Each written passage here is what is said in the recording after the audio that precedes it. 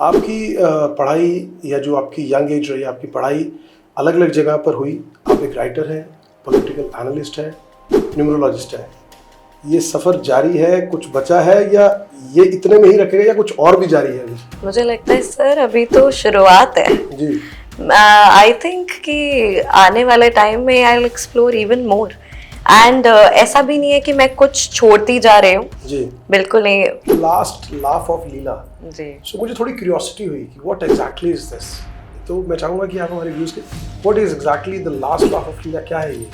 The last love of Leela ये है कि लड़की की आखिरी हंसी आपने देखा, कभी नोटिस किया होगा कि लड़कियों को हंसने पे भी टोक देते हैं। कि जिनकी भी ज़िंदगी में जो भी सफ़र जारी है, तो आपका सफ़र तब तक जारी रहेगा जब तक आपकी हैप्पी एंडिंग नहीं हो जाए। और अगर आपकी लाइफ में कुछ मिसिंग है, कुछ रह गया है, तो आप समझिए अभी आपकी सफ़र खत्म नहीं हुआ है। Don't stop, push yourself even more. Absolutely absolutely. Welcome to the latest episode of Chai Ke साथ दिल की बात। दोस्तों, चाय के साथ दिल की बात में अभी तक हमने बहुत सारी सेलिब्रिटी गेस्ट को बुलाया और उनके साथ उनके दिल की बातें भी जानने की कोशिश की और उनके ज़िंदगी से जुड़े कुछ ऐसे सवाल, अनछुए पहलू भी आपके साथ साझा किए और ऐसे सवाल और ऐसी चीज़ें जो आपके हमारे सबकी ज़िंदगी के लिए बहुत ज़रूरी हैं। इसी कड़ी में आज हमारे साथ एक बेहद खास मेहमान आज के इस चाय के साथ दिल के बात में हमारे साथ स्टूडियो में मौजूद हैं। उनके साथ भी उनके दिल की बातें, उनकी ज़िंदगी से जुड़ी, उनकी पर्सनल लाइफ और प्रोफेशनल लाइफ, सारी बातें करने की कोशिश करेंगे और आपसे भी साझा करेंगे उनकी अब तक की जर्नी को, कि हमारे साथ उनकी जर्नी कैसी रही और उनके जीवन की जर्नी कैसी रही, वो भी आप लोगों के साथ साझा करेंगे। With huge round of applause and with proudly I would like to welcome miss Vishnupriya Singh ji. Vishnupriya Singh ji, a warm welcome to Chai Ke साथ दिल की बात। तो दोस्तों, विष्णुप्रिया सिंह जी के लिए सबसे पहले यही कहना चाहूँगा कि एक आदमी के लिए कितनी चीज़ें कही जा सकती हैं। वो एक ऑथर है, एक न्यूमरोलॉजिस्ट है, एक अंक गणित के साथ साथ टैरो कार्ड रीडर भी हैं और बहुत से ऐसे संजीदा पहलुओं के साथ पॉलिटिकल एनालिस्ट भी हैं। अब आप सोचते होंगे कि एक आदमी ऑथर भी है, न्यूमरोलॉजिस्ट भी है, टैरो कार्ड रीडर भी है और कैसे पॉलिटिकल एनालिस्ट हो सकता है। जी हाँ, यही सब सवालों के लिए आज हमारे साथ खुद मौजूद हैं स्टूडियो में विष्णुप्रिया सिंह जी और उनसे जानने की कोशिश करेंगे कि ये सारी चीज़ों का कॉम्बिनेशन कैसे मैनेज करती है। तो चलिए शुरू करते हैं चाय के साथ दिल की बात। तो विष्णुप्रिया जी, सबसे पहले आपकी पढ़ाई या जो आपकी यंग एज रही, आपकी पढ़ाई अलग अलग जगह पर हुई। आप एक राइटर हैं, पॉलिटिकल एनालिस्ट है, न्यूमरोलॉजिस्ट है। ये सफ़र जारी है, कुछ बचा है या ये इतने में ही रखेगा या कुछ और भी जारी है अभी? मुझे लगता है सर अभी तो शुरुआत है। जी। आई थिंक कि आने वाले टाइम में I will explore even more and ऐसा भी नहीं है कि मैं कुछ छोड़ती जा रही हूँ। जी। बिल्कुल नहीं। टेक्निकली देखा जाए तो मैं एक ऑथर ही हूँ, main I am an author और मेरी बुक्स आने की श्रृंखला चलती ही रहेगी। बट रही बात अगर हम करें न्यूमरोलॉजिस्ट और पॉलिटिकल एनालिस्ट की, तो पॉलिटिकल एनालिस्ट का जो मेरी जर्नी रही है वो इट्स बिन एन ईयर। कुछ ज़्यादा टाइम मुझे भी हुआ नहीं है बट साल भर हो चुका है। एंड उसके बाद मेरा हमेशा से ही इंटरेस्ट था न्यूमरोलॉजी, अपने धर्म की तरफ। मुझे हमेशा से कुछ ना कुछ तो, ताकि I if you can help people with anything, I will be the first one two do so. मैं अगर कुछ सीख के, जिसमें मेरा, अगर मुझे कोई चीज़ समझ आ रही है अच्छे से, तो कहते हैं ना, कुछ लोगों को ज्योतिष आती है, कुछ लोगों को अंक ज्योतिष आती है, तो मुझे अंक ज्योतिष पसंद आई, मुझे टैरो कार्ड्स पसंद आए, तो मैंने कहा व्हाई नॉट। कभी ना कभी मुझे आना ही था, जिस वो मेरे मदर की साइड का थोड़ा सा मुझ में था कि मैं हमेशा मॉम को देखते हैं, it's been like 22 years I have been seeing her. तो मुझे कहीं ना कहीं लगता था कि मॉम अगर ये करिए, एंड जब मैं देखती थी ना कि लोग कितना खुश होके जाते हैं, and how much people they, my mother means to them a lot, remedies मिलती हैं या उनको सॉल्यूशंस मिलते हैं या सो वो मुझे देख के बहुत अच्छा लगता था यार, कि बताओ mom she is earning also and she is helping also. तो मुझे लगता है पुण्य पुण्य है पूरा। तो वो पुण्य का गड़ा भी भरता है। तो मुझे कहीं ना कहीं मैं चाहती थी कि मैं अपनी किसी कला से लोगों की अगर मदद कर पाऊँ। कहते हैं ना कि पहले मैं अपनी लेखनी से कोशिश करती थी कि जो थॉट्स हैं मेरे वो लोगों तक पहुँचे। कहीं ना कहीं कुछ लोग मेरे ब्लॉग्स पढ़ के उन्हें बहुत अच्छा लगता था, आई एम श्योर लोगों को बहुत अच्छा लगा होगा, तभी फिर मैंने उसको किताबों में उतारना शुरू किया। तो उसी के बाद जब पॉलिटिकल एनालिस्ट, तो मेरी जर्नी बहुत अलग से ही हुई है, मैं ऐसा सोचा नहीं था बट वो हो गई, क्योंकि कहीं ना कहते हैं ना कुछ दिल में आपके होता है, बहुत लोग कहते हैं ना किसी चीज को बहुत शिद्दत से चाह लो आप, तो वो अपने आप ही आ ही जाती है। तो था मेरा इंटरेस्ट पॉलिटिकल साइंस में बहुत ज़्यादा था, इस सब्जेक्ट में बहुत ज़्यादा था।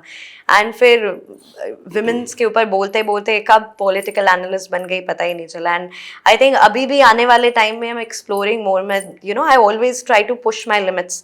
मुझे लगता है I just don't want to get old and regret for something कि यार ये मैं कर सकती थी और मैं नहीं कर पाई। तो बस ऐसे ही चल रहा है। तो ये सफ़र बदस्तूर जारी है, और मुझे लगता है आने वाले टाइम में people will see more different colors and more colors of Vishnupriya Singh ji. It's great। Vishnupriya Singh जी कहते हैं कि महिला के तौर पर जब आप समाज में रहते हैं, so there are lot of things, बहुत सी ऐसी चीज़ें हैं जिनको आप विटनेस करते हैं, और मतलब आप एक इतनी युवा महिला होने के बाद, इतनी यंग एज में आपने एक बेहद, जब आप बीइंग एन ऑथर, आपने अभी तक 3 बुक्स लिखी और चौथी बुक आपकी आई थिंक आने वाली है, और आपने एक किताब लिखी थी द 100 Bucks, जो कि महिलाओं के ऊपर केंद्रित है, और प्रोस्टिट्यूशन पे प्रिसाइसली कहें तो प्रोस्टिट्यूशन के ऊपर है। तो एक युवा लड़की, एक यंग लड़की इतने संजीदा टॉपिक के ऊपर और इतनी रिसर्च और विस्तार के साथ लिखना, ये पहली बात। तो एक टॉपिक दिमाग में किस तरह से आपके मन में भाव आया, और फिर आपने अपने आप को किस तरह से इस जो किताब लिखी, तो क्या रिसर्च रही, क्या इसके पीछे की पूरी बैकग्राउंड रही? We want to know that.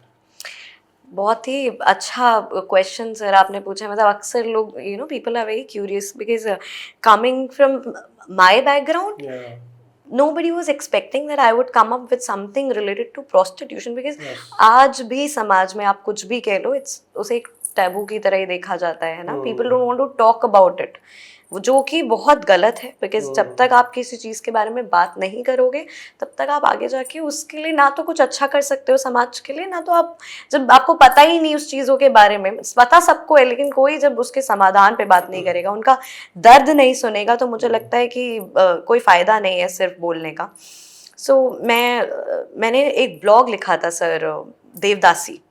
तो जब मैंने देवदासियों के बारे में पढ़ा था तो I had tears in my eyes. And जो उनका, जब मैंने अपना ब्लॉग ख़त्म किया था तो एंड में क्या था, उनके पास कुछ ऑप्शन नहीं बचा था, and they chose this line of prostitution only.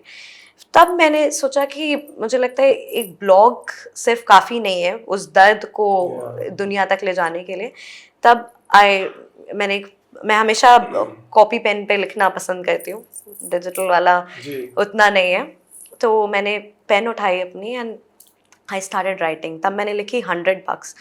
तो जब मैंने उनके बारे में और देखा, पढ़ा, सुना, इंटरव्यूज़ देखे, बहुत सारी लोगों की बातें सुनी उनके लिए, तब मुझे रियलाइज़ हुआ कि नहीं यार, there is this some other side also, जो शायद हम लोगों को पता नहीं है। जो मैंने एक तरीके से, ये आप भगवान का it's a god gift to me, कि मेरे मन में ऐसे ख्याल आ जाते हैं जिन्हें मैं अपने कागज़ पे उतार देती हूँ। और मुझे लगता है कि वही चीज़ जब मैंने लिखी तो उसमें मैंने उसी सोसाइटी का वो पार्ट छूने की कोशिश करी है जो शायद हम लोग सोचते थे कि यार प्रोस्टिट्यूट्स हैं ना, they must be working, they must be earning and all, but जिन चीज़ों से apart from the pain they go through their profession, I am not only talking about that, but the disrespect, the exploitation, जो उनके साथ लोग जिस तरीके का व्यवहार करते हैं, कैसे उन्हें यूज़ किया जाता है, मतलब वो एकदम धरातल पे जो उतर के मैंने जो चीज़ें लिखी हैं उसमें अगर आप पढ़ेंगे तो शायद आपकी आंखें भी नम हो जाएंगी। लेकिन मैं फिर भी I am a person, I always want happy endings, कुछ भी हो। तो मैंने उसमें भी, अपनी किताब में भी आप देखेंगे तो उसकी एंडिंग बहुत हैप्पी करी है। लेकिन जब आप उसको पढ़ेंगे तो शायद आप कैसे उस बेचारी 100 Bucks इसीलिए बिकॉज उसके पास आखिर में एक 100 का नोट ही बचते हैं, और आज के टाइम पे आप बताइए 100 के नोट की क्या। तो यही चीज़ है, तो वो दुख, वो पीड़ा।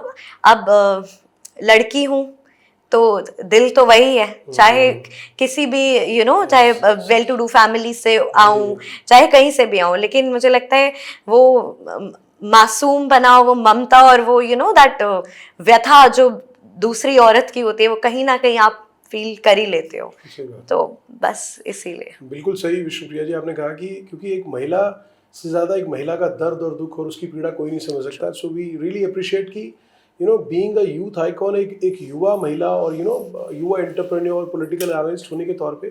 और सबसे बड़ी बात है कि एक इस उम्र में जब बहुत सी चीज़ों की और ख़ास तौर पे संजीदा पहलुओं के ऊपर या टॉपिक्स के ऊपर बहुत जानकारी नहीं होती और बात नहीं करते, ऐसे में विष्णुप्रिया सिंह का ऐसी किताब लिखना, लोगों तक उस बात और उस पीड़ा, उस दर्द को ले जाना। So your book is dedicated to the entire womanhood, और उन लोगों को भी जिन्होंने आज तक महिलाओं को पीड़ा या किसी भी प्रकार की वेदना दी है। मुझे लगता है ये उन लोगों के लिए भी सीखने वाली बात है कि महिलाएं हमेशा से पूजनीय रही हैं, and the society, everyone should give the due respect and regard to all the womens. और आपकी हैप्पी एंडिंग बात से मुझे याद आ गया शाहरुख खान का वो डायलॉग कि कहते हैं ना कि ज़िंदगी में बीच में कुछ भी हो जाए, उतार चढ़ाव कुछ भी आ जाए, लेकिन अगर आपका अंत अच्छा नहीं हुआ तो समझ लीजिए अभी पिक्चर अभी बाकी है, पिक्चर अभी बाकी है। पिक्चर खत्म तभी होगी जब आपकी हैप्पी एंडिंग हो जाएगी। तो बिल्कुल मैं आपकी बात से कोरिलेट करते हुए कहूँगा कि जिनकी भी ज़िंदगी में जो भी सफ़र जारी है, तो आपका सफ़र तब तक जारी रहेगा जब तक आपकी हैप्पी एंडिंग नहीं हो जाए। और अगर आपकी लाइफ में कुछ मिसिंग है, कुछ रह गया है, तो आप समझिए अभी आपकी सफ़र खत्म नहीं हुआ है। Don't stop, push yourself even more. Absolutely absolutely. Vishnupriya Singh ji, मैं आपकी when I was just going through your profile, तो मैंने एक चीज़ पढ़ी, the last laugh of Leela ji. So मुझे थोड़ी क्यूरियोसिटी हुई कि व्हाट एग्जैक्टली इज दिस। तो मैं चाहूँगा कि आप हमारे व्यूज़ के what is exactly the last laugh of Leela, क्या है ये? मैं आपको बताती हूँ, मैंने जब लास्ट लाफ ऑफ लीला लिखी थी, आई वाज 15 इयर्स ओल्ड, और जब मैं 16 की हुई तो वो पब्लिश हुई। Was very young at that time. तो लीला मेरी नानी का नाम है। Very few people know this, but मैं आपको बताती हूँ। तो मैं हमेशा से ना बचपन से नानी नाना की तरफ बहुत ज़्यादा, मुझे बहुत अच्छे, बहुत करीबी, बहुत ज़्यादा, तो मेरा बहुत अटैचमेंट उनसे। तो मैं नानी के साथ बैठी हुई थी, एंड वो बस ऐसे ही, जो भी बुजुर्ग होते हैं वो हमेशा अपने पुराने टाइम, बचपन के टाइम के बारे में हमेशा चीज़ें बताते हैं, कुछ ना कुछ आपको सिखाने की कोशिश करते हैं। एक गर्ल्स कैन रिलेट, उनको तो कुछ ज़्यादा ही सिखाया जाता है। तो मेरी नानी मुझे बस अपनी बचपन की कुछ कहानियाँ बता रही थी कि कैसे शादी के टाइम पे क्या हुआ था, बचपन में पढ़ने के टाइम पे क्या होता था। तो आई वाज लाइक, नानी यार, आपने कभी सोचा कि ये नहीं हो कि अगर आपकी लाइफ कुछ और होती तो आप ज़्यादा खुश होती? कहती नहीं, मुझे लगता है जो हुआ ना बेटा, मैं वही चाहती थी, and I am so happy. तो मुझे लगता है कि उस टाइम पे मैंने सोचा कि यार नहीं नानी, आप ये बोल रहे हो बिकॉज अब आप now you at certain age, मैं कहा but I will write about it. तो आप सोचिए, आई वाज वेरी यंग, मैंने पेंसिल उठाई, आप पेन उठाते हैं ना, मैंने पेंसिल उठाई और मैंने वो चीज़ लिखनी शुरू करी। एंड तब मैंने the last laugh of Leela ये है कि एक लड़की की आखिरी हंसी कब, आपने देखा, कभी नोटिस किया होगा, लड़कियों को हंसने पे भी टोक देते हैं कि यार इतनी तेज क्यों हंस रही हो, है ना, you have to go at somebody else's house, है ना, ढंग से बैठो, ढंग से बोलो। परिवार के अंदर भी बहुत बार देखने को मिलता है girls and laughing around and all that, तो parents used to tell them कि नहीं, बड़ा सलीके से थोड़ा सा। एग्जैक्टली। तो ये चीज़ें, तो जब मैंने लास्ट लाफ ऑफ लीला लिखनी शुरू करी तो मैंने उसमें छोटी छोटी कहानियाँ हैं, तो कुछ चीज़ें ऐसी डाली जो मैंने खुद से मन में सोची, कुछ चीज़ें ऐसी डाली जो डेफिनेटली मैंने भी एक्सपीरियंस की होंगी, क्योंकि मुझे लगता है every children, be it a girl और a boy, everyone is bullied. बचपन में हर कोई बुली हुआ ही हुआ है, कभी ना कभी, और वो बता भी नहीं पाते क्योंकि वो इतनी छोटी क्लास में हुआ होता है कि आप बोल भी नहीं। लेकिन मैंने वो चीज़ अपने किताब में नहीं, मैं डाल दूंगी, तो मैंने वो चीज़ डाली उसमें। लेकिन मेन चीज़ उसमें यही थी कि हम, पता है सर, ये सोचते हैं कि चीज़ें ना रुक गई हैं, बट ऐसा बिल्कुल भी नहीं है, सिर्फ शब्द बदल गए हैं। आज भी वही चीज़ उसी तरीके से प्रैक्टिस हो रही है, and there is no change in it. बहुत घरों में होगा, बट अगर 10% घरों में भी नहीं है ना, तो मतलब नहीं है। तो मैं ये चाहती हूँ कि हम समय के साथ बदलते हैं, सब चीज़ें होती हैं। तो मुझे लगता है कि जिस तरीके से हम औरतों को ट्रीट करते हैं ना, जिस तरीके से हम उनसे बात भी करते हैं, कभी कभी लोगों को ये समझ नहीं आता कि आपके छोटे शब्द भी ना, नॉर्मली आपने कुछ बोल दिया, वो उस लड़की को कहाँ तक सोचने पे मजबूर कर देंगे आप सोच नहीं सकते। तभी कहते हैं ना कि मुंह से निकला शब्द कभी वापस नहीं जाता, बहुत सोच समझ के बोलना चाहिए। तो वो सही कहा गया है, तो इसीलिए मैंने वो किताब लिखी थी।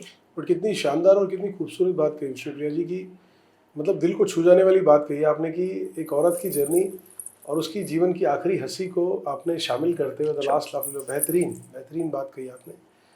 विष्णुप्रिया जी, आपने एक और भी किताब लिखी है, इंद्राणी, जो शायद यस, अभी लेटेस्ट। जी, इंद्र जी की पत्नी के ऊपर। तो अगर आपने, मतलब इसका मतलब है कि आप धार्मिक और उन विचारों से तो प्रभावित हैं ही, और माइथोलॉजी में भी, तो कैसे देखती हैं आज के जीवन में? और ओवरऑल मैं चाहूँगा कि इंद्राणी के बारे में भी, जो आपकी पुस्तक है उसके बारे में बताएं, और माइथोलॉजी और ये जो धार्मिक इस चीज़ों के बारे में आप क्या भाव रखती हैं? सर, अगर मैं इंद्राणी की बात करूं तो जो देव इंद्र की बहुत लोगों को पता नहीं है कि जो इंद्राणी है वो सिर्फ देवताओं की रानी भी नहीं, वो एक दैत्यराज की पुत्री भी हैं, Puloman. She is the daughter of the demon king Puloman. तो ये चीज़ मैं लोगों को, तो जब मैं इंटरव्यूज़ देती थी तो मैंने बोला था कि now I am not going to write on women empowerment and I am going to change my genre to mythology. But mythology लिखने बैठी फिर भी एक वो वुमेन सेंट्रिक हो ही गई मेरी किताब। एंड सिर्फ उसमें ये नहीं, सिर्फ I have portrayed Indrani as a warrior, कैसे उन्होंने देव इंद्र की अनुपस्थिति में संभाला था पूरा राज्य। वो लोगों को नहीं, she was a great warrior, लोगों को नहीं पता। और आप मानोगे नहीं, उस किताब में सिर्फ इतना नहीं है, हम नवग्रहों के बारे में सब जानते हैं, नवग्रहों की वाइफ के बारे में कौन जानता है? बहुत कम लोग। बिल्कुल बिल्कुल। तो मेरी बुक में नवग्रहों की वाइफ है, क्या बात। अग्निदेव, पवन देव जो है उनकी वाइफ है, and everyone came together and they fought against the demon जो चाह रहा था, जिन्होंने बंदी बना लिया था। खैर वो तो स्टोरी आप पढ़ेंगे तो आपको और अच्छा लगेगा, बट उसमें उनको भी मैंने पोर्ट्रे किया है, सबकी अपनी अपनी जो खासियत थी, एवरीथिंग। तो बुक मेरी अगर कोई पढ़ेगा तो उन्हें सबकी जो हमारी मेन वुमेन जो थी, जो हैं एक्चुअली में, वो कैसे लड़ी, क्या उनका था। और ये हमारे धर्म से मुझे ना आई थिंक हमेशा से ही आई वांटेड कि यार मेरे जो इतिहास है या मेरा जो धर्म है, क्योंकि ये सब mythology is always a myth, ये सच है, लेकिन माइथोलॉजी जो सीख आपको दे के जाता है ना, आप उसको पीछे नहीं छोड़ सकते। महाभारत, रामायण, हम हमेशा ऐसे माइथोलॉजी बोलते हैं, माइथोलॉजी कंसिडर करते हैं, लेकिन वो आपके पूरे जीवन का सार है। आपको हर एक बात का सॉल्यूशन, आपकी हर एक प्रॉब्लम का सॉल्यूशन, सारे क्वेश्चन के आंसर सब आपको वहाँ पे मिल जाएंगे। तो आई सी माइथोलॉजी बहुत डिफरेंटली। तो मैंने कोशिश करी है कि मेरी भी किताब अगर कोई पढ़े, स्पेशली कोई विमेन पढ़े, तो उसे बहुत अच्छा लगे, एक ना वो नया जोश आ जाए उसमें। अपने व्यूअर्स को भी कहेंगे कि जो इंद्र जी की पत्नी के बारे में, एक वॉरियर के बारे में, उनकी रियल स्टोरी जानना चाहते हैं तो इंद्राणी को ज़रूर पढ़िएगा। विष्णुप्रिया सिंह जी ने जो बुक लिखी है इंद्राणी, वो ज़रूर पढ़िएगा। विष्णुप्रिया जी, हमने ऑथर विष्णुप्रिया सिंह के बारे में तो बात कर ली, हमने उनके बारे में कुछ पहलू जान लिए। आजकल विष्णुप्रिया सिंह जी टीवी के ऊपर बहुत देखी जाती हैं, पॉलिटिकल एनालिस्ट और राजनीतिक विश्लेषक के तौर पे। ये राजनीति में इंटरेस्ट जो है ना विष्णुप्रिया सिंह जी का कब से हुआ? ये क्वेश्चन भी बहुत लोग मुझसे पूछते हैं, बिकॉज जो लोग मुझे जानते हैं वो एज ऑथर ही जानते थे। कब मैं टीवी का एक राजनीतिक विशेषज्ञ वाला चेहरा बन गई, लोगों को पता नहीं चला। सो ये ना जर्नी भी बहुत अलग सी है। मैं पहले आपको बता चुकी हूँ कि मेरा हमेशा पॉलिटिकल साइंस, हिस्ट्री में तो इंटरेस्ट था ही।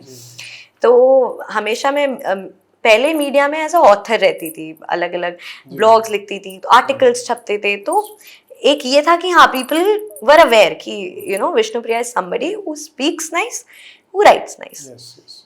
तो वुमेन रिजर्वेशन बिल आया था अभी हमारा, एंड मुझे लगता है it was a big, media में जब आपने उसके ऊपर बात भी की थी तो बहुत पॉपुलर हुआ था। और मैं बल्कि इसके साथ कोरिलेट भी करना चाहूँगा कि राजनीति के साथ साथ वुमेन रिजर्वेशन बिल को भी आप राजनीति इसमें कैसे देखते हैं, मैं वो भी चाहूँगा, उसके ऊपर भी आपका व्यू पॉइंट। यस, तो जब वुमेन रिजर्वेशन बिल आया तो सुबह मेरे पास it was you know, around 7:30 in the morning, I got a call from Janu कि मैम आपको पता ही है वुमेन रिजर्वेशन बिल आज मतलब उसी पे डिस्कशन है, आज बैठक है, तो आप प्लीज आइए and you know we want to know your point of view. Seriously, ठीक है यार, इस टॉपिक के लिए I would never say no, so that is something, you know, आपका एक पॉइंट होता है ना, तो जब भी औरतों के बारे में I will never step back अपनी राय रखने से। तो मैं जब गई चैनल पे, तो वुमेन रिजर्वेशन बिल के बारे में पूरा डिस्कशन हुआ, आई स्पोक अबाउट इट। तो जब मैंने वो बोला वहाँ पे, and there were other channels as well, सबके चैनल्स का सेटअप था, तो मुझे लगता है उन्हें इतना अच्छा लगा कि वहां से फिर मुझे उसी दिन, मतलब ऑन दैट, जिस दिन वुमेन रिजर्वेशन बिल पास हुआ था, उस दिन मैं 4 चैनल्स पे गई थी, बैक टू बैक अलग अलग शोज, मतलब भैया जी कहिन वाला शो किया मैंने उस दिन, धरती पुत्र भी किया, जबकि उसकी टाइमिंग्स बहुत मैच करती, तो भी मैंने वो किया। एंड उसके बाद एक हमारा शो जो सीबी में होता ही है, मेन जनता की आवाज, वो तो उस दिन मैंने इतना बोल लिया ना, मुझे लगता है कि, और लोगों को टचवुड इतना पसंद आया कि नेक्स्ट डे से सर मेरी एक पॉलिटिकल एनालिस्ट की, क्योंकि जो हाँ छवि बन गई बस, और मुझे फिर लोग बुलाने लग गए। एंड मुझे अच्छा लगता है जब यू नो आपके पॉइंट ऑफ व्यू की जब रिस्पेक्ट होती है लोगों के बीच में, तो वो चीज़ आपको बहुत अच्छी लगती है। तो मुझे भी ये बहुत अच्छा लगता है, and you no I am glad, I am blessed कि मैं अपने ओपिनियन एक यू नो नेशनल टेलीविजन पे रख पाती हूँ, बोल पाती हूँ, because you know very it's not very easy for you to go at that place and you know keep your, आप बोल ही नहीं पाओगे, कभी कभी ऐसा हो जाता है, तो भगवान की बस ब्लेसिंग ही है। बिल्कुल, लेकिन हम उम्मीद करते हैं कि विष्णुप्रिया सिंह जी जिस तरह से वुमेन रिजर्वेशन के लिए और महिलाओं के लिए आपकी बात लगातार इसी तरह से चैनल्स पे बनी रहे, और आप यू नो न जाने कितने ही लोगों की लाइफ को इसी तरह ट्रांसफॉर्म कर पाए अपनी बात और अपने विचारों से। So we really pray and wish you keep on doing such thing in the future also. एक चीज़ विष्णुप्रिया जी और आजकल देखने को मिलती है कि आजकल यू नो पॉलिटिक्स में यूथ का बहुत स्कोप है, you know many you know youth people are coming into the politics. कुछ पारिवारिक पृष्ठभूमि उनकी राजनीतिक है, कुछ ऐसे लोग हैं, युवा हैं, जो जिनका पॉलिटिकल बैकग्राउंड रहा परिवार का। विष्णुप्रिया सिंह जी पॉलिटिकल एनालिस्ट बहुत बढ़िया है, वो उन्होंने हमने सबने सुन लिया और हम जानते भी हैं और बखूबी जानते हैं। तो आने वाले समय में विष्णुप्रिया जी कभी हम ऐसा तो नहीं कि चुनाव के मैदान में, राजनीति के मैदान में उतरते हुए भी देख लें, क्योंकि आप सब कुछ एक्सप्लोर करना चाहती हैं, तो मुझे लगता है कि कहीं आने वाले समय में अगर ऐसे भी दिल की बात है तो आज बता दीजिए कि राजनीति में क्या देख पाएंगे। मुझे क्या बात है सर, आपने सच में एक ना बहुत ही अलग सा ही क्वेश्चन पूछ लिया, एंड सोच समझ के इसका जवाब देती हूँ मैं। जी। मुझे लगता है सर राजनीति बहुत ज़रूरी भी है, बिकॉज ऑब्वियसली हमारा यू नो हमारा देश जैसे चलता है, राजनीति के बिना कुछ भी नहीं है। बट मैं जहाँ खुद को देखती हूँ, मुझे लगता है मैं बहुत अपने विचारों को ना बहुत स्ट्रांगली रखती हूँ, प्लस मैं थोड़ा सा ना जब when it comes to women, तो मैं थोड़ा वुमेन सेंट्रिक हो जाती हूँ। तो मे बी अगर यू नो आने वाले टाइम में मैं थोड़ा सा अपने इमोशंस और यू नो प्रैक्टिकल चीज़ों को बैलेंस कर पाई, तो क्या पता कभी पॉलिटिक्स में हुआ तो मैं obviously I would never say no to this opportunity if I get of going into. हाँ, अभी I won't go, I am seeing politics भी, if I am seeing I will go, तो that would be after 10 years, at least 10 years, because मुझे लगता है कि आप राजनीति में रह जब जैसे ही आ जाते हो ना, आप बंध जाते हो, विच इज़ वेरी ट्रू। मतलब लोगों को लगता है कि नहीं आपको बहुत नहीं, तब आपको हर चीज़ नाप तोल के सोच समझ के बोलनी पड़ेगी, क्योंकि आपको हर वर्ग को खुश रखना पड़ेगा। तो जितनी एक्सप्रेसिव मैं अभी हूँ without being associated to any political party, any particular you know party, तो मुझे लगता है मैं ऐसे ही काम करना पसंद करूँगी। तब आप एक विचारधारा के साथ जुड़ते हो तो आप उसी को फॉलो करते हो, उनकी बात वैसे ही रखनी है। क्योंकि सर क्या होगा ना कि मैं, अब देखिए पॉलिटिकल पार्टी किसी एक इंसान से तो बनती नहीं है, अलग अलग विचारधाराओं के लोग होंगे, लेकिन वहां पे अगर वो ही विचार कोई भी, sir to be very honest, at the end हर जगह पे अच्छे लोग भी होते हैं, बुरे लोग भी होते हैं। तो लेकिन जब अगर सपोजली मैंने किसी पार्टी को ज्वाइन कर लिया और उसी में कुछ ऐसा हुआ, तो मुझे नहीं लगता कि मैं चुप रह पाऊंगी, एंड फिर that is going to we know the rest. तो इसीलिए थोड़ा सा राजनीति, I am happy as a political analyst, at least I मुझे कैन। लगता है कि हम ज्यादा खुलकर जो एक्सप्रेसिव जो बात है वो विष्णुप्रिया सिंह जी की पॉलिटिकल एनालिस्ट के तौर पे ज्यादा सुन पाएंगे कि बजाय कि हम किसी पॉलिटिकल पार्टी से जुड़ने के। यस, फिर मुझे उन्हें डिफेंड करना पड़ेगा sir. Yes that's a very true and actually it's a fact also. Yeah. It's a fact also उन लोगों के लिए भी जो किसी न किसी पार्टी से जुड़े हुए हैं। हो Yes. सकता है वो भी बहुत सी बातें अपने दिल की नहीं कहना बोल चाहते पाएंगे। हैं, लेकिन बट वो बोल नहीं पाएंगे because Yes. They are already associated with that. Vishnupriya ji के फैमिली बैकग्राउंड की थोड़ी सी बात करते हैं। आपकी एक छोटी बहन भी है यस, परिवार में, आई थिंक वो नेशनल लेवल की शूटर है। यस। तो परिवार में एक छोटी बहन जो एक स्पोर्ट्स फील्ड में है, नेशनल लेवल शूटर भी है, तो किस तरह से, मतलब क्या आपका भी इनके अलावा कोई ऐसी चीज़ में इंटरेस्ट है जो अभी जर्नी चल रही है इसी को आगे बढ़ाएंगी, या लगता है, और हम चाहेंगे कि छोटी बहन के बारे में भी बताएं कि परिवार के अंदर एक नेशनल लेवल की प्लेयर है और ईश्वर करेगा कि आने वाले टाइम पे इंटरनेशनल लेवल पे भी देखेंगे, और ईश्वर ने चाहा तो ओलंपिक्स में भी अपनी छोटी बहन को देखेंगे भारत का प्रतिनिधित्व करते हुए। तो मैं चाहूँगा उस बारे में भी जरूर आप कुछ बताएं। मेरी जो छोटी बहन है, रिधिमा सिंह नाम है उसका, and she is, I think, मैं अगर आज हम दिल की बात ही करें तो मैं आप सब लोगों को एक बहुत सच बता देती हूँ कि वो मुझसे है तो 7 साल छोटी, लेकिन वो है मेरी बड़ी बहन की तरह, लिटरली। मतलब मुझे आप अगर जिस तरीके से सुन रहे हैं सब कुछ ठीक है, but Ridhima knows me, and वो मुझसे, यस, और वो मुझे लगता है इन सम केसेस मैं अपने इमोशंस की वजह से, जो भी मेरे कहते हैं ना सबको अपनी कमियां पता होती हैं, तो मेरी कमी मेरे इमोशंस ही हैं सब, वहां पे मैं थोड़ी मात खा जाती हूँ, but she is the one. Ridhima emotionally balanced, she knows what to do, she know what is she doing, किसी से डरना नहीं, वेरी बोल्ड है ना। तो एंड जिस आपने पूछा था ना न्यूमरोलॉजी और इसमें मम्मा को बताते, लेकिन मेरी बहन, she is a national level shooter तो वो है ही, लेकिन मैं आपको बता दूं उसे भगवत गीता जाने कितने श्लोक सर उसको कंठस्थ हैं, रिधिमा को। मतलब सोचिए अभी she is what, she is 17, और मुझे लगता है कि उससे मैं, दीदी जाप कर लो दीदी, ये तो उसने मुझे और पुश किया इन सब चीजों में। तो she is actually someone I look forward to, कुछ भी हो जाए। मतलब मैं सबसे पहले instead of calling my parents I'll call Ridhima, be it she is younger। और सर रही बात, आपने मुझसे पूछा ना कि स्पोर्ट्स बैकग्राउंड, तो मैं आपको एक चीज बता देती हूँ। रिधिमा तो चलिए नेशनल खेल रही हो तो बहुत अच्छी बात है, बट मैं अपने स्कूल लाइफ की बता देती हूँ सर। आई हैव बास्केटबॉल में मैंने NCR तक खेला है।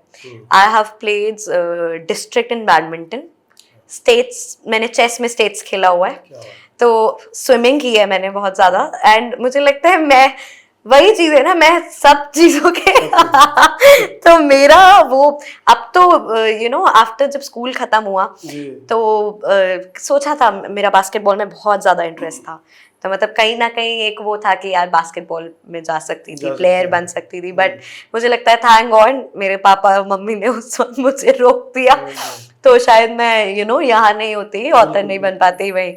तो ठीक है, मुझे लगता है कुछ चीज़ों में ना जो चीज़ नहीं हुई मुझे लगता है वो वैसे ही बेहतर थी। तो मेरा भी स्पोर्ट्स में सर बहुत था, मतलब आज भी अगर आप मुझे बोलो ना कि बास्केटबॉल खेलना है तो I'll be ready ऐसे, या badminton, basketball, I have been in this field also। Interview करेंगे बास्केटबॉल कोर्ट में एक वहाँ पे भी करेंगे आपके साथ जी।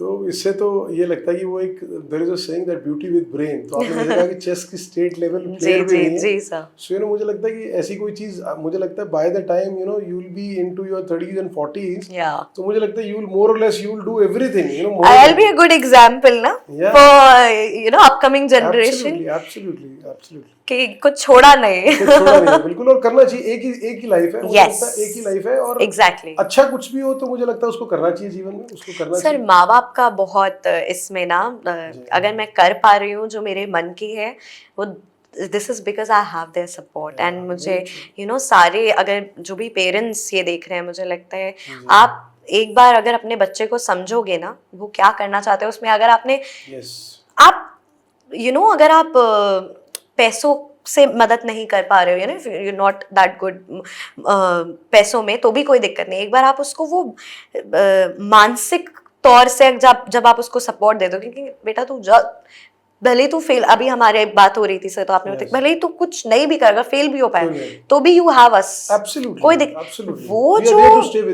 वो जो पावर मिलती है ना सर फिर करने की, फिर आप यू कैन डू वंडर्स। बिल्कुल ठीक है, आप अपनी पूरी ताकत लगाते हो कि जब माँ बाप ने इतनी सपोर्ट दे देना, तो यू नो अब अपनी एक बार अपने दिल की उन्हीं का सपोर्ट चाहिए सर, और तो बाकी लोगों तो अपने आप जैसे जैसे लाइफ चलती जाती है लोग आपसे जुड़ते जाते हैं। वेरी ट्रू विष्णुप्रिया जी, मतलब अगर हम फैमिली बैकग्राउंड की बात करें, so you know you belong to a very you know good financially background family, एक समृद्ध परिवार से बिलोंग करते हैं, जिसमें you know mother father both are very renowned, you know very famous in their you know domains and you know work profiles. तो विष्णुप्रिया सिंह जी के लिए जब आना, कहते हैं ना कि बड़े लोगों को तो बहुत स्ट्रगल और मेहनत करना पड़ता है, आई होप कि आपको उस लेवल उस तरह की मेहनत और स्ट्रगल नहीं करना पड़ा होगा, बट आज जिस तरह से, जैसे आप अपनी जर्नी एक ऑथर से शुरू की, और आप ऑथर हैं और आने वाले टाइम में भी आपकी बुक्स आएंगी, फिर आप numerologist, you know tarot card reading and you no now political analyst, तो क्या लगता है कि ये जो कुछ सालों का जो फेस रहा है, you know how much struggling it was, और या ये स्ट्रगलिंग ना भी कहें तो ये जर्नी कैसे देखती हैं आप? सर मैं आपको बता देती हूँ, my dad he is the Bollywood director Dushyant Pratap Singh, he is done movies, वो पूरा बॉलीवुड फील्ड है। My mom she is a renowned celebrity astrologer, तो उनका पूरा एस्ट्रोलॉजी वाला फील्ड है। मैंने चुना राइटर बनना, यू नो पॉलिटिकल आना। तो एक चीज़ थी भगवान की दया से, हाँ फाइनेंशियली कभी कुछ मतलब ऐसा नहीं है sir, there was a time, ऐसा नहीं है कि मेरे मॉम डैड ने, अगर यू नो आप दिल की बात कर रहे हैं तो मैं फिर से बता देती हूँ आपको, उनकी भी बता देती हूँ। उन लोगों ने 8 साल बहुत स्ट्रगल किया है मेरे मॉम डैड ने। सो उन दोनों की लव मैरिज थी, तो इतना सपोर्ट नहीं था पेरेंट्स से दोनों को, मतलब मेरे नाना नानी ने खैर बहुत किया, दादा सबने किया, but you know there was a time कि कोई कितना भी कर ले आपको फिर भी करना ही पड़ता है। अब पैसे दे भी दे तो वो खर्च भी तो हो जाते हैं सर। yes. तो my mom you know come from a very very amazing background. मेरे नानू डिस्ट्रिक्ट जज से रिटायर्ड है, सो जज वाली पूरी फैमिली था, पूरा बॉलीवुड वाला सीन है मेरे मॉम डैड का भी। तो लेकिन उन दोनों ने 8 साल स्ट्रगल किया है साथ में, एंड यू नो जो उन दोनों का रिलेशनशिप है मेरे मॉम डैड का, वो कहीं ना कहीं एक प्यार पे भरोसा, जो यू नो कि एक उम्मीद की नहीं है, you will also get somebody you know who will always be there for you, तो एक वो भी है। तो सर स्ट्रगल की अगर मैं अपनी बात करूं तो मुझे लगता है जिस फील्ड में मैं हूँ उस फील्ड से मेरे मॉम डैड का कभी कोई लेना देना रहा नहीं है। तो मैंने किताबें खुद ही लिखी हैं है ना, और हाँ मदद एक पुश बिल्कुल मुझे मिला है अपने घर वालों से, लेकिन किताबें मैंने खुद लिखी है। मैं चैनल्स पे भी जो गई हूँ मैं अपने काबिलियत पे गई हूँ, मतलब मुझे किसी के रेफरेंस से नहीं बुलाया गया था, just because I you know I have थोड़ा सा, कहते हैं ना, मैं ये तो नहीं बोलूँगी मुझे बहुत ज़्यादा ज्ञान है, क्योंकि ज्ञान तो अनंत होता है, कोई भी बहुत ज्ञानी नहीं हो सकता, बट जितना मैं पढ़ सकती हूँ, जितना जो मुझे नॉलेज थी उसको सराहा लोगों ने, तब मुझे मेरी ही काबिलियत पे बुलाया। किसी के, ना मेरे मॉम के कहने पे, ना मेरे डैड के कहने पे मुझे कभी किसी ने नहीं बुलाया, किसी भी टीवी शो पे, यू नो किसी भी इंटरव्यू पे, नो। तो वो मुझे मेरे उस पे ही बुलाया। आज अगर मैं आपके साथ बैठी हूँ तो आपने मुझे बुलाया है, आपने ये नहीं देखा कि मेरे मॉम डैड कौन है। तो मैं हमेशा से ही चाहती थी कि मेरे मॉम डैड ना मेरे नाम से जाने जाए, बिकॉज एक जब आप ऑब्वियसली जब आप पापा के सेट पे जाओ, डायरेक्टर साहब की बेटी है ना, और मॉम अरे ऋतु जी की बेटी है। वो भी विष्णुप्रिया जी, मैं इसमें ऐड करना चाहूँगा कि आज के टाइम में जहाँ बॉलीवुड में नेपोटिज्म सबसे ज़्यादा है, वहाँ पर विष्णुप्रिया सिंह जी एक ऐसा live example, you know, belonging to a family, well of family who, you know, where the parents have all the contacts and everything. She has created name for herself and it an example for the youth also, कि जीवन में समृद्ध परिवार से होना ही काफ़ी नहीं होता। अगर आपके अंदर अपनी विजन है, अपनी जुनून है कामयाबी के लिए, तो आप अपना रास्ता खुद भी बना सकते हैं। And she is a living example, and you know all the youth must follow what Vishnupriya Singh ji has done so far. And we also wish कि आने वाले टाइम में बहुत सारी ऐसी चीज़ें और करेंगी कि बहुत सारे यूथ के लिए बहुत सारी और ऑप्शंस भी बनेंगे कि ये भी हम काम कर सकते हैं। True Really that. wonderful to know that, Shruti. And एक और चीज मैं ऐड कर देती हूँ, अभी आपने हम न्यूमरोलॉजी और इसकी बात कर रहे थे, Yeah.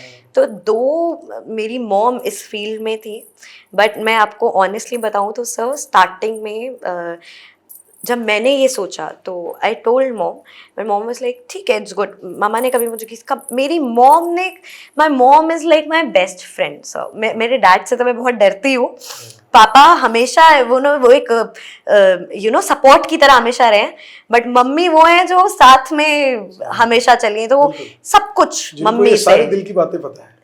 सारी सर, मुझे लगता है उनको ना भी बताओ तो भी पता चल सारी। जाए। मैं अपनी मम्मा से इतनी परेशान हूं ना सर, मैं उनसे कभी झूठ ही नहीं बोल पाई, मैं कोशिश करती हूँ तो भी उन्हें पता चल जाता है, तो मुझे लगता है सारी मॉम सब जानती है आपके बारे में। ऐसे ही थोड़ी है वो आपकी माँ है। True true that. बट मैं आपको बता दूं सर, मैंने जब मैं इस फील्ड में आई, जब मैंने सोचा कि I want to become a numerologist and tarot, तो मैंने पहले सीखा, सीखने के बाद क्लाइंट्स कहाँ से आएंगे, तो सर आई डिड एग्जिबिशंस, मैंने एग्जिबिशंस की, मैंने अपनी क्लाइंटेल खुद बनाई, एड्स चलाना तो ठीक है, बट जब आप एग्जिबिशन करते हो ना, तो उस टाइम पे आपको सबकी, आप एक एग्जिबिटर हो तो आप वहाँ पे सिर्फ एक एग्जिबिटर हो, एवरीबडी जो कितने लोग जाएंगे है ना, बहुत लोगों को बिलीव ही नहीं होता है, तो एक आप वहाँ पे बैठे हो तो आप इग्नोर भी होते हो, कभी कभी आपका मजाक भी बन जाता है, तो I have seen that all, because जब आप कहीं ऊपर उठते हो ना, नीचे खींचने वाले बहुत रहते हैं। अब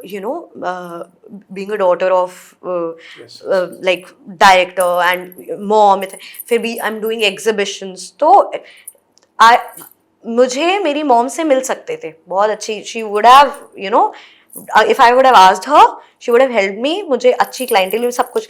लेकिन आज की डेट में जितने भी मेरे क्लाइंट्स हैं, जो भी हैं, उनमें से एक भी मेरी मॉम की वजह से नहीं है, दे नो मी, और वो मेरे पास ही आना पसंद करते हैं। So I have done exhibitions, ads, everything, जो जो मैं कर सकती थी I did it, and still now आज भी कोई बहुत अच्छी एग्जिबिशन होती है, आई डू इट।